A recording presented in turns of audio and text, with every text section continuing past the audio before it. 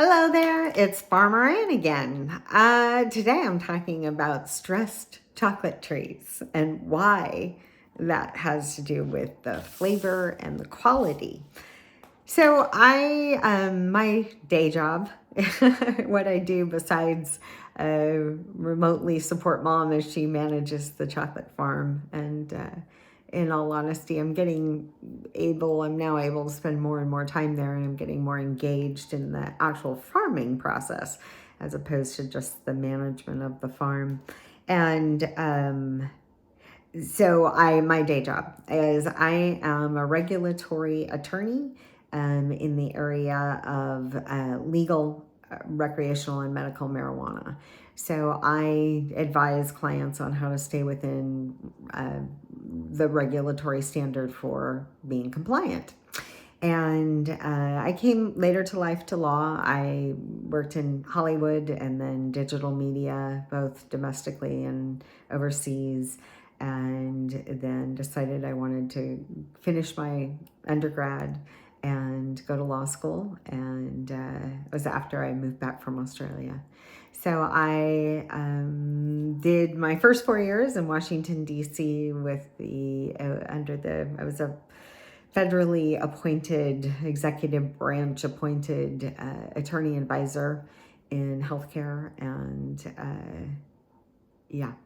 So anyway, now what I do is informs my farming, because I learn a lot from my clients. And one of the things that I did learn is with plants and trees, sometimes we humans can stress them out to get them to do what we want them to do.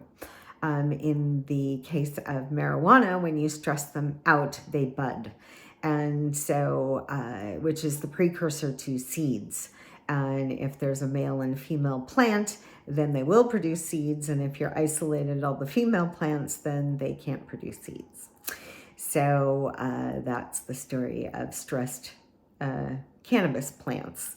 When it comes to, there's a tie-in, terroir. When that comes to, I'll cover that in a minute. The cacao trees in our orchard had been neglected for 7 years. They hadn't been picked, they hadn't been pruned, they had gotten very large. They were still producing, as I guess they would do in the wild, just to try and make more trees, but they weren't being picked routinely because there wasn't really a source to sell the pods and the beans on island. So my mom did find that, and we got all of this feedback about the positive attributes of our beans. And we were also getting, or I guess our processor was getting positive feedback from the chocolate bar makers. So she in turn would do the drying and the fermenting and then sell those beans dried to a chocolate maker. And they were getting very positive feedback about the quality of our collected beans. And Ginny decided in 2018 to enter us into the global competition run by Biodiversity International, which is an organization that works on maintaining origin plants and heirloom varieties and heritage plants on a global scale. They work with the Salon de Chocolat, which is a global competition that happens for chocolate makers. And in tandem, they had an event in Paris, and we entered the 2018. They have it every 2 years. And we entered in 2018, and we made the first round of qualification into the top 50. And then we further made a qualification into the top 20.